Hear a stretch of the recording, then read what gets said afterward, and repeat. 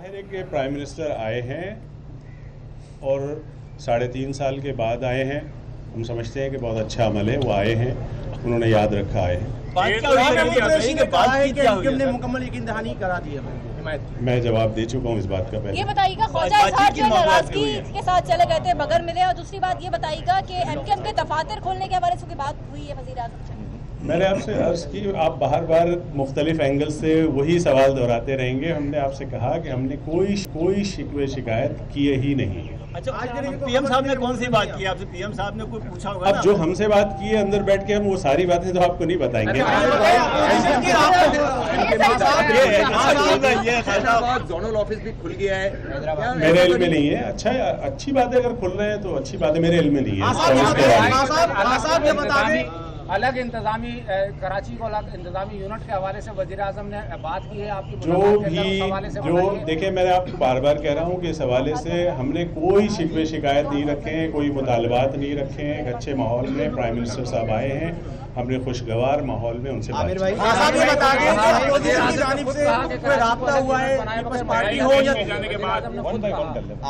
कितने खुशाइन वादे एमकेएम के लिए, अगर वज़ीर आज़म ने बात की है कि कराची को अलहदा इंतजामी यूनिट बनाए बगैर कराची के मसाइल हल नहीं होंगे, मुझे ये भी बता दीजिएगा कि वज़ीर आज़म साहब अपनी हुकूमत बचाने के लिए आए हैं, इसलिए कि शाह महमूद कुरैशी साहब ने ये फरमाया है कि हम एमकेएम में मुकम्मल यकीन दहानी कराई है। मैंने मैं आपसे अर्ज़ की, यही पार्टी का मौक़िफ़ है कि इस नो कॉन्फिडेंस के हवाले से एक लफ्ज़ भी बातचीत नहीं। अच्छा खान साहब, ये बता दें कि अदम एतमाद की तहरीक पेश होने के बाद अपोजिशन की जमात ने आपसे रब्ता किया है, चाहे वो पीपल्स पार्टी हो, नून लीग हो या फजल रहमान हो? जो नो कॉन्फिडेंस मूव हुआ है उसके बाद से अभी तक हमारा किसी अपोजिशन की पार्टी से कोई रब्ता नहीं है। आप छठा सवाल कर रहे हैं। खान साहब, इमरान खान के क्विक मार्च में क्या एमकेएम भी साथ होगी? ये मेरे इल्म में नहीं है कौन सा क्विक मार्च है। मेरे इल्म में इमरान खान साहब चाहते हैं तो क्या लॉन्ग मार्च है, मुझे नहीं पता ये कौन सा मार्च है। मुझे ये मालूम है ये मार्च का महीना चल रहा है। इजाज़त चाहूँगा, मैं इजाज़त चाहूँगा। एक सवाल मेरा ले लें, किरण को तो कर लेने दें, आपका भी ले लूँगा। पाकिस्तान हुकूमत के साथ खड़ी है। देखिए, हम हुकूमत के इत्तेहादी हैं, लेकिन ऑप्शंस खुले हुए हैं हमारे। अभी बातचीत हुई यहाँ पर, गैर रस्मी बातचीत हुई खालिद मकबूल सिद्दीकी से। वो कहते हैं कि हमें तो इस निज़ाम पे ही एतमाद नहीं है। आप अगर निज़ाम पे ही एतमाद नहीं रखते तो फिर अदम एतमाद पर किस तरह से आप लोग सारी चीज़ें करेंगे? देखिए, ये तो पूरे मुल्क का एक मसला है ना, पूरी सियासी कल्चर और दीमक ज़दा बिल्कुल माहौल बन गया है। ये बन गया है तो इसमें सबको ही अपना अपना कोई रोल अदा करना पड़ेगा अगर इस मुल्क को तरक्की की तरफ लेके जाना है। परेशान है, महंगाई है, पेट्रोल की कीमतों में इजाफा हो रहा है, इस वजह से आपके वोटर्स भी तो परेशान होंगे ना, वो भी सवाल। और इसके ऊपर बहुत बात हो चुकी है, इसके ऊपर बहुत बात हो चुकी है और करते रहेंगे। जाहिर है कि पूरे के अवाम इससे मुतासिर होगा। ठीक है जी, थैंक यू। एमकेएम पाकिस्तान के रहनुमा मीडिया से गुफ्तगू कर रहे थे। वज़ीर आज़म इमरान खान से मुलाकात के बाद मीडिया से ये गुफ्तगू की गई। इस मौके पर आमिर खान की जानिब से ये कहा गया कि मुल्क के वज़ीर आज़म है, एहतराम से मुलाकात की है, मुख्तलिफ मौज़ूआत पर बात हुई है, जो भी मुतालबात थे पहले से तय थे, खुशगवार माहौल में ये मुलाकात हुई है। उन्होंने मज़ीद कहा कि एक भी बात अदम एतमाद के हवाले से नहीं हुई है। जो भी बात हुई शहर के मसाइल से मुतालिक हुई, हमने कोई शिकवे नहीं किए हैं। अब जो बात अंदर हुई है, सारी बातें तो आपको नहीं बता सकते। आमिर खान का मीडिया से ऐसा कहना था, जबकि उन्होंने मज़ीद कहा कि इत्तेहादी हैं मगर दीगर ऑप्शंस भी हमारे लिए खुले हुए हैं।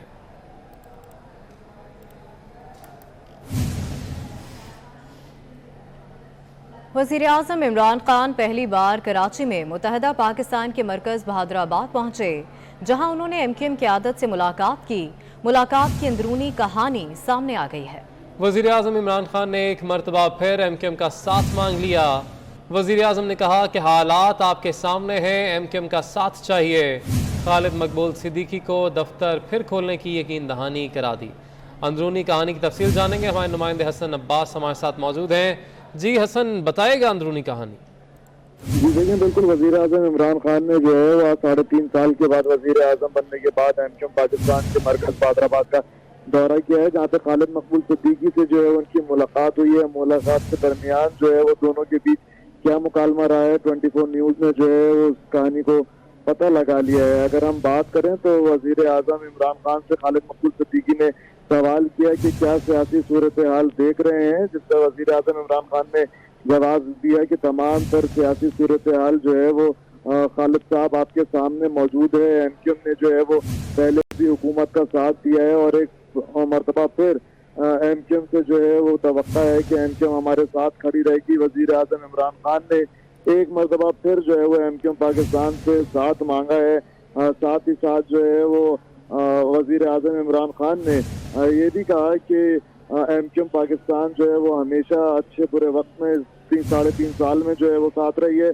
साथ ही साथ अमीनुल हक जो कि वफाकी वजीर हैं, उनकी तारीफों के बीच जो है वो पुल बांधते हुए वजीर आजम साहब जो है वो दिखाई दिए। उसके अलावा खालिद मकबूल सिद्दीकी ने जो है वो अपने तहफ़्फ़ुज़ात से वजीर आजम को आगाह किया कि अब तक हमारे दफ्तर जो हैं वो नहीं खुले हैं, जिससे वजीर आजम ने जवाब दिया कि आपके दफातर जो हैं वो जल्द खुल जाएंगे और खुलना शुरू हो भी गए हैं। साथ ही साथ जो है वो अदम एतमाद की तहरीक जो है वो कामयाब नहीं होने देंगे, ऐसा कहना था वजीर आजम पाकिस्तान इमरान खान का। साथ में वजीर आजम ने यह भी कहा कि एमक्यूएम का साथ जो है वो बड़ा ही अहम है, क्योंकि 7 नशिस्तें हैं एमक्यूएम की कौमी असम्बली के अंदर और एमक्यूएम जो है वो इस टाइम हुकूमत की सबसे बड़ी इत्तेहादी जमात है। उसके अलावा अगर हम बात करें तो जब एमक्यूएम के जो कन्वीनियर है खालिद मकबूल सिद्दीकी, उन्होंने मीडिया से जब गुफ्तगू की तो उन्होंने ये कहा कि एमक्यूएम जो है वो वजीर आजम के साथ खड़ी है, तभी तो वजीर आजम पाकिस्तान अब तक खड़े। ठीक है हसन अब्बास, आपने हमें अपडेट किया, इस हवाले से बहुत शुक्रिया आपका। तहरीक अदम एतमाद कौमी असम्बली सेक्रेटेरिएट में जमा होते ही सियासी जोड़ तोड़ उरूज पर पहुंच गई। मेल मुलाकातों का सिलसिला चल पड़ा। वजीर आजम इमरान खान कराची में एमक्यूएम के मरकज़ बहादुराबाद आमद हुई उनकी, जहां उन्होंने एमक्यूएम रहनुमाओं से मुलाकात की। इन सियासी मुलाकातों पर बात करेंगे Salim Bukhari, editor in chief 24 news हमारे साथ मौजूद हैं। सलीम बुखारी साहब, सियासी मुलाकातों का सिलसिला जारी है। आज पहली बार वज़ीर आज़म बहादुराबाद पहुंचे और एमक्यूएम पाकिस्तान के रहनुमाओं से मुलाकात हुई। देखिए, गुज़ारिश ये है कि एक सूरत हाल थोड़ी सी तब्दील हुई है प्राइम मिनिस्टर साहब के लिए। वो ये कि पहले जो उनके काम कोई और करता था वो अब उन्हें अपने आप करने पड़ रहे हैं, इसलिए उन्हें दिक्कत पेश आ रही है, क्योंकि उन्हें ना मनूवरिंग आती है, ना उनके पास इस किस्म का कोई एक्सपीरियंस है कि कैसे ऐसी सूरत हाल से डील करना है। बहादुराबाद उनका पहुंचना 3.5 साल में पहली मरतबा इस बात की दलील है कि अब उन्हें वो कुछ करना पड़ रहा है जो उन्होंने पहले कभी नहीं किया था। इसी तरीके से आप देखिए कि दूसरी तरफ जो है वो पॉलिटिकल एक्टिविटी इतनी जनरेट हो गई है, जिससे मुझे यूं लगता है कि काफी खौफ एक तरह का तारी है पीटीआई पर। और आप ये देखिए कि जहां भी वो जा रहे हैं उन्हें सबसे पहले ये सवाल पूछा जा रहा है कि क्या आपकी अपनी पार्टी इंटैक्ट है। और सही सूरत हाल ग्राउंड रियलिटीज ये हैं कि जहांगीर तरीन का एक स्ट्रॉन्ग ग्रुप तो मौजूद है ही, लेकिन एक 15 MNAs का नाराज ग्रुप भी है जो भी अब इजलास भी कर चुका है। आज फिर उनकी मीटिंग है। तो पार्टी के अंदर तोड़ फोड़ का जितना सिलसिला जारी है, एलाइज बेचारे क्या करेंगे, कितने वोट हैं आप लीग के पास और एमक्यूएम के पास। अगर अंदर से 20-25 वोट इधर उधर हो जाते हैं तो कबाड़ा तो हो जाएगा। तो मेरे ख्याल से ये नई सूरत हाल है जिसका सामना है इमरान खान साहब को। पहले जो ऑटो के ऊपर काम हो जाते थे उनके, कोई करता था, वो अब कोई नहीं कर रहा है, इसलिए उनको खुद सूरत हाल संभालने में काफी दिक्कत का सामना है। काफ़ी दिक्कत का इमरान खान साहब को सामना है। सलीम बुखारी साहब हमारे साथ ही रहेगा, हमें ज्वाइन किया है सीनियर एंकर पर्सन तजियाकार सना बुच्चा साहिबा ने। बहुत शुक्रिया मैम आपके वक्त का। सियासी जोड़ तोड़ के लिए जो है मुलाकातों का सिलसिला जारी है। 3 अहम मुलाकातें आज हो चुकी, जबकि एक और अहम मुलाकात होने जा रही है। साबिक सदर आसिफ अली जरदारी और चौधरी शुजात हुसैन के दरमियान ये मुलाकात होगी। इन मुलाकातों को आप कितना मानी खेज समझते हैं और क्या लगता है आपको, तहरीक अदम एतमाद क्या कामयाब हो पाएगी? क्या अपोजिशन इतनी स्ट्रांग है या हुकूमत ने अपने पंजे एक दफ़ा फिर से मजबूत कर लिए, गाड़ लिए? देखिए, इमरान खान साहब का मुत्तहिदा कौमी मूवमेंट के दफ्तर जाना और 3.5 साल बाद जाना या 4 साल बाद जाना, मेरा ख्याल है ये खुद भी एक आई थिंक एक डिफिकल्ट डिसीजन होगा खान साहब के लिए। खुद उनकी पर्सनालिटी ऐसी है नहीं कि वो किसी को साथ रखने के लिए उनके आगे जाएं और मतलब इस तरह से उनको राम करने की कोशिश करें। लेकिन मेरा ख्याल है कि देखिए बहुत सिंपल बात है कि वो कुछ चीजें हैं जो खान साहब कर सकते हैं अपने एलाइज के लिए और कुछ चीजों पे वो नहीं बात करने को तैयार। जैसे गुलजार साहब के मामले पर वो कोई और बात सुनने को तैयार नहीं है, इसको हमने देख लिया है। मुत्तहिदा कौम मूवमेंट के जो तहफ़्फ़ुज़ात हैं उनके दफ्तर के हवाले से या दफातर के हवाले से वो आज उन्होंने दिखा दिया कि वो खोलने को तैयार है। तो कुछ ऑप्शन इमरान खान साहब अपने लिए ठीक है। सना बच्चा साहिबा हमारे साथ ही रहेगा। इस वक्त वज़ीर आज़म पाकिस्तान इमरान खान कारकुनान से खिताब कर अपने नाज़रीन को सुनाएंगे। अक्ल से काम लो, तैश मत दिलाओ से। दुआन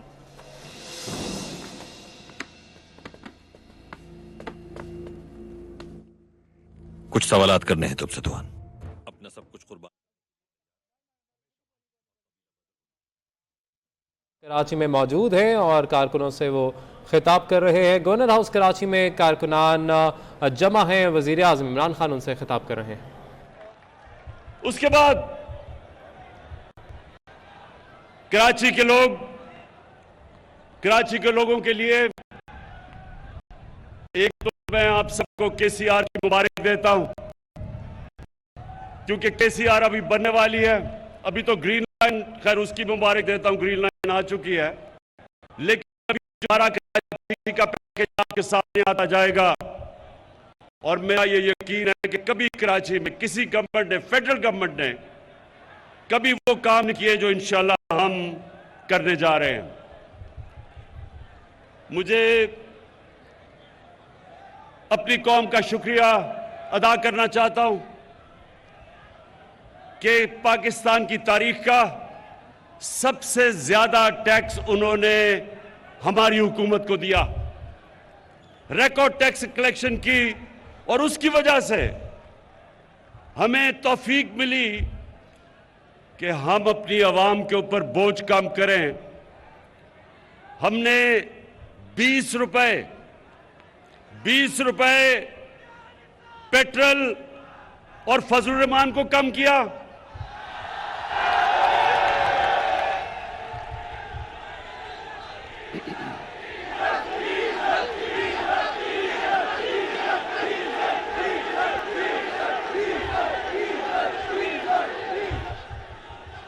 डीजल सस्ता किया, 5 रुपए यूनिट बिजली सस्ती की, जब दुनिया में दोनों की कीमतें ऊपर जा रही हैं। आज आपको हैरत होगी ये सुन के कि पाकिस्तान में पेट्रोल और फजलुर रहमान दुबई से ज्यादा सस्ता है। दुबई में अपनी उनकी जमीन से तेल निकलता है, पाकिस्तान इंपोर्ट करता है। उसके बावजूद क्योंकि मेरी कौम ने मुझे रिकॉर्ड टैक्स दिया, मैंने उसका टैक्स का फायदा अपनी कौम को पहुंचाया और महंगाई से आपको बचाया। और उसके अलावा अल्लाह का शुक्र है कि हमारा मुल्क सही रास्ते पे निकल गया है। जब तक एक मुल्क की एक्सपोर्ट्स नहीं बढ़ती, मुल्क की दौलत में इजाफा नहीं होता, तो पाकिस्तान की तारीख में सबसे ज्यादा एक्सपोर्ट्स, सबसे ज्यादा टैक्स कलेक्शन, सबसे ज्यादा रेमिटेंसेस और 4 फसलों की सबसे ज्यादा पैदावार हमारे दौर में पिछले साल हुआ। तो अल्लाह का शुक्र है कि हमारा मुल्क सही रास्ते पर निकल गया। और शायद इसीलिए ये जो गो का गुलदस्ता है, इनको खौफ आना शुरू हो गया है कि ये हर मुश्किल से ये गवर्नमेंट निकलती गई। पहले दिवालिया वाली हुकूमत मिली, बैंकरप्ट, उससे मुल्क को बचा लिया। फिर सदी में एक दफा इतना बड़ा बुरान आता है जो कोरोना वायरस का आया, अल्लाह ने उसे हमें निकाल दिया।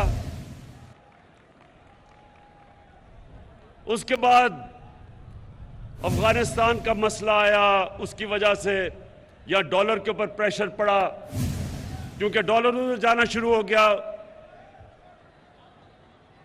अफगानिस्तान की फिजा की वजह से, कि एक खौफ था लोगों को कि हालात क्या बिगड़ेंगे। डॉलर लिए लोगों ने, तो यहां प्रेशर पड़ा हमारे पे। उससे अल्लाह ने हमें बचाया। फिर अब यूक्रेन, इसकी वजह से और ज्यादा गंदम ऊपर, तेल ऊपर, कोयला ऊपर, गैस ऊपर। लेकिन अल्लाह का करम है कि मैंने अपनी कौम को इन सारी चीजों से बचाया है।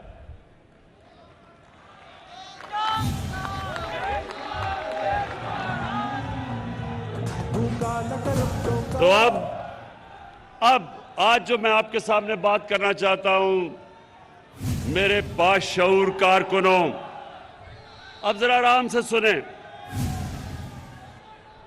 इन्होंने अदम एतमाद की तहरीक चलाई। अदम एतमाद का इन्होंने असेंबली के अंदर हमारे खिलाफ दर्ज कर दिया। मैं आज टीम को बता रहा था कि इन्होंने वो काम किया है जो मैं अल्लाह से दुआ मांग रहा था कि ये करें। असल में सुने देखें, एक कहावत है कि जब गीदड़ की मौत आती है तो वो शहर की तरफ भागता है। तो ये चोरों के टोलों की जो इंशाअल्लाह मैं ऊपर वाले के ऊपर एतमाद है, इनकी जो सियासी मौत आई है, इन्होंने अदम एतमाद कर दिया है।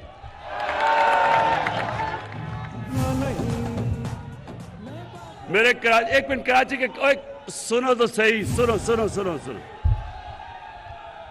कराची के कारकुनों, देखो, आपका जो चेयरमैन है पार्टी का, उसको दुनिया की क्रिकेट की तारीख में 5 या 6 टॉप कप्तानों में माना जाता है। सुने अभी। और क्यों माना जाता है? क्योंकि क्रिकेट में कप्तान की कामयाबी का राज क्या होता है कि वो पहला दिन जब टेस्ट का शुरू होता है तो तब से वो प्लानिंग करता है कि दूसरे दिन क्या होगा, तीसरे दिन क्या होगा, चौथे दिन और 5वें दिन मैच उसने कैसे जीतता है। अगर उसमें ये सलाहियत ना हो, वो कामयाब कप्तान नहीं बन सकता। तो मैं बड़ी देर से इंतजार कर रहा था ये चोरों के टोले की, ये डाकुओं की। 25 साल से जद्दोजहद कर रहा हूं। 25 साल से इन चोरों के खिलाफ मैं जहाद कर रहा हूं। ये पॉलिटिक्स नहीं कर रहा, जहाद कर रहा हूं, क्योंकि मैं अपने मुल्क के लिए इन चोरों के खिलाफ लड़ रहा हूं। तो मैं, अब जरा सुने, अब मैं इंतजार कर रहा था कि ये हर 2 महीने के बाद चोर इकट्ठे होते हैं जी। आज गवर्नमेंट गई, कल गई, धरना हुआ, धरना उठा, लॉन्ग मार्च हुई। तो मैं ये 3.5 साल से मुल्क को संभाल रहा था। जो चोरी और दिवालिया निकाल के अरबों डॉलर चोरी करके ये मुल्क का बाहर लेके गए, तो हम उस मुल्क को संभाल रहे थे। लेकिन हर 2 महीने के बाद जी, अब गवर्नमेंट गई, कल गई। तो मैं सोच रहा था कि अल्लाह, ये किसी तरह ना मेरे, इनकी गर्दन मेरे हाथ में किसी तरह आ जाए। तो अब अल्लाह सुने तो सही। तो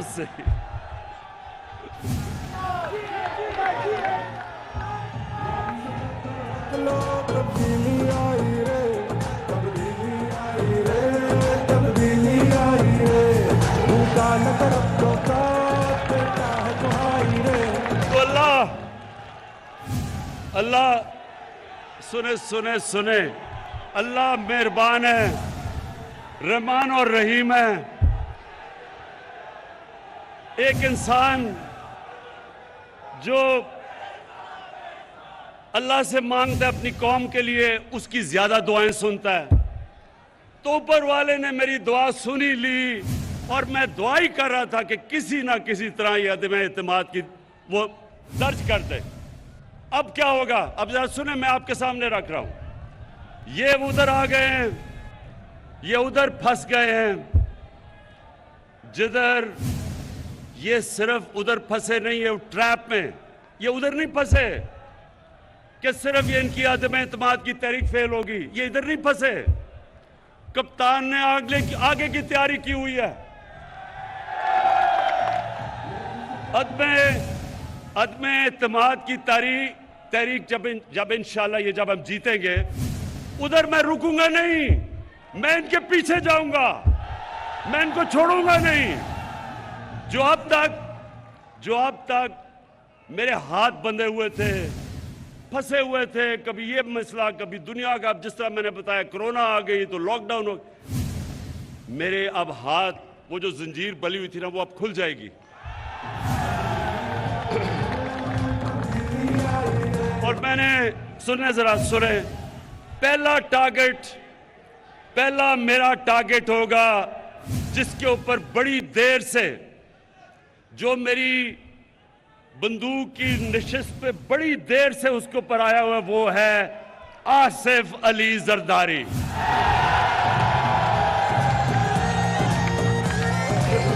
ये आदमी, ये जालिम आदमी जो पुलिस को इस्तेमाल करता है, लोगों को मरवाता है, गुंडों को इस्तेमाल करता है, जुल्म करता है, चोरी करता है। जरदारी सिस्टम में ये हर चीज के ऊपर कमीशन खाता है, सारी दुनिया में बाहर पैसा भेजता है। आसिफ जरदारी, तुम्हारा वक्त आ गया।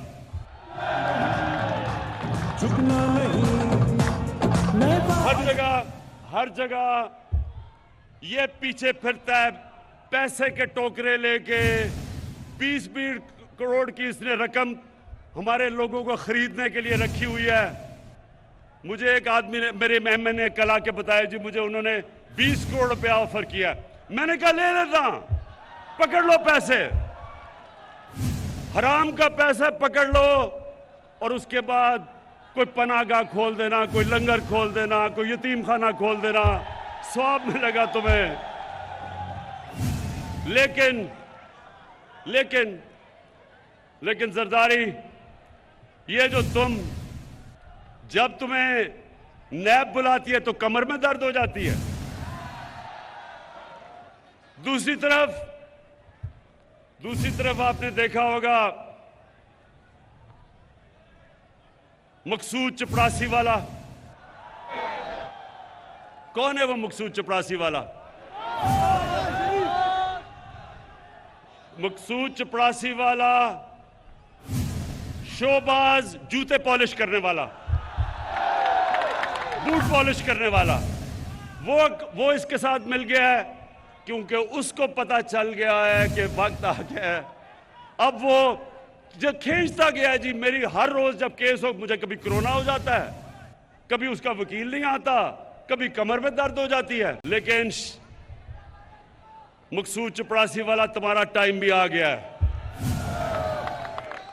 तुम्हें पता है कि अगले 3 महीने के बाद तुम पूरी तरह जेल में डालोगे, और जो तुमने अरबों रुपया इस मुल्क के बाहर, अपने बेटे को बाहर बैठाया हुआ है, अपने दामाद को बाहर बैठाया हुआ है, फिक्र ना करो, उनको से पैसा हम वापस लाके बिजली की कीमत और कम करेंगे।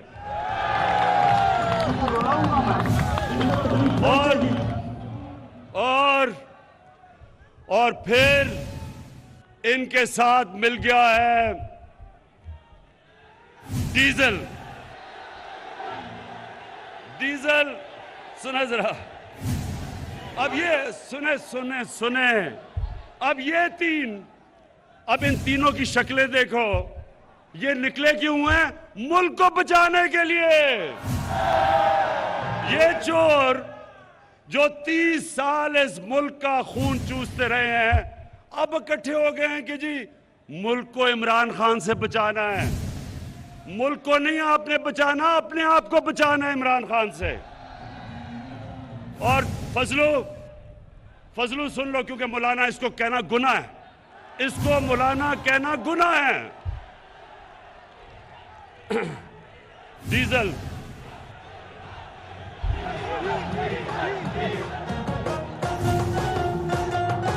देखें, इज्जत जिल्लत ऊपर वाला देता है। अब देखें, एक दीनी आदमी, जो कभी भी दीनी आदमी को तो अल्लाह की वो बातें करता है, अल्लाह को तो उसको इज्जत देनी चाहिए। इसका नाम लो तो लोग डीजल डीजल की आवाजें लगा देते हैं।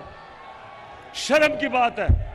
तो फजलू, मिस्टर डीजल, तुम भी तैयार हो जाओ। इसने कहा जब इसको नैब ने बुलाया, इसके पास अरबों रुपए के असासे हैं, पता नहीं किधर से आए, क्योंकि काम तो ये कोई करता ही नहीं है। तो जब नैब ने इसको बुलाया तो कहता मैं 2000 लोग लेके चला जाऊंगा। नैब को डरा दिया इसने। फजलू, तैयार हो जाओ। ये जब फेल होगी, ये जब आपकी फेल होगी और इंशाल्लाह होगी, तो उसके बाद अगर 2000 लोग तुम नैब के बाहर लेके आओगे, 1 लाख लोग मैं लेके आऊंगा।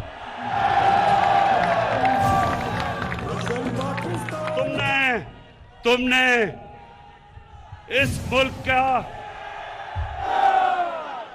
दीन का काफी हमारे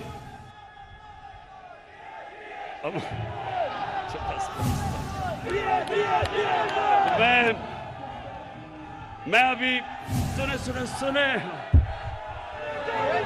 इंशाअल्लाह अभी मैं जुमे को दीर जा रहा हूं। दीर के लोगों ने मुझे बुलाया हुआ है। इतवार को मैं पंजाब में हाफिजाबाद जा रहा हूं।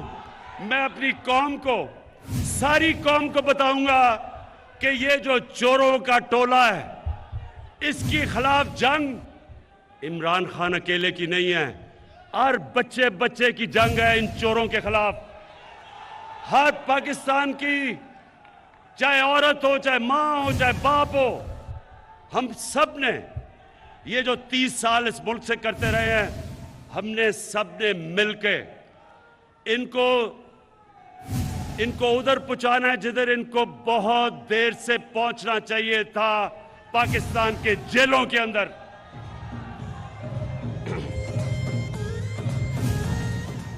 और आसिफ जरदारी, और खुदा का वास्ता है, ये अपने बेटे को खुदा के वास्ते उर्दू तो सिखा दो। 15 साल हो गए हैं, बारिश आता है 15 साल के बाद, चीनी उगता है। खुदा का वास्ता है, मैंने अंग्रेजों को 2 साल में उर्दू सीखते देखा है।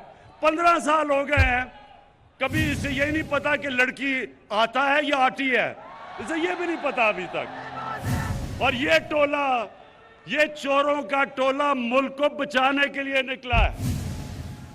ये उधर आ गए। फिर से मैं कहता हूं, जब इन करप्ट चोरों की मौत आती है तो ये आज असेंबली की तरफ जो आ रहे हैं, अल्लाह तेरा लाख लाख शुक्र है कि तूने मेरी दुआएं कबूल कर ली हैं।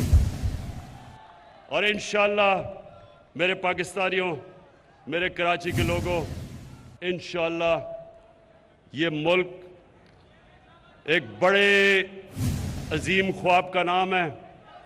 इस मुल्क बनने के ऊपर जो नारा लगा था वो ये था कि पाकिस्तान का मतलब क्या? ला इलाहा इल्लल्लाह। अल्लाह के सिवा हम कभी किसी के सामने नहीं झुकते। और ये डाकू जिन्होंने पैसे चोरी करके बाहर रखे हुए हैं, ये हर बाहर से ताकतों के सामने ये झुकते रहे हैं। इस मुल्क के ऊपर 400 ड्रोन अटैक्स हुए 10 सालों में, जब ये जरदारी और नवाज शरीफ इख्तियार में थे। एक दफा ये नहीं बोले। कौन बोला था? तहरीक इंसाफ निकली थी। हमने यहां धरने किए थे ड्रोन्स के खिलाफ, क्योंकि ये वो लोग हैं जो जिन खुदाओं की पूजा उनकी करते हैं जिधर इनका पैसा पड़ा है। चोरी का पैसा इनका उन मुल्कों में पड़ा हुआ है। ये कभी उनके सामने अपने मुल्क की मफादात के लिए खड़े नहीं होंगे। मैं हमेशा समझता हूं कि पाकिस्तान को सबसे दोस्ती करनी चाहिए। किसी मुल्क के मैं खिलाफ नहीं हूं, लेकिन मैं किसी मुल्क को ये इजाजत नहीं दूंगा कि मेरी कौम के मफादात के खिलाफ वो कोई कार्रवाई करे।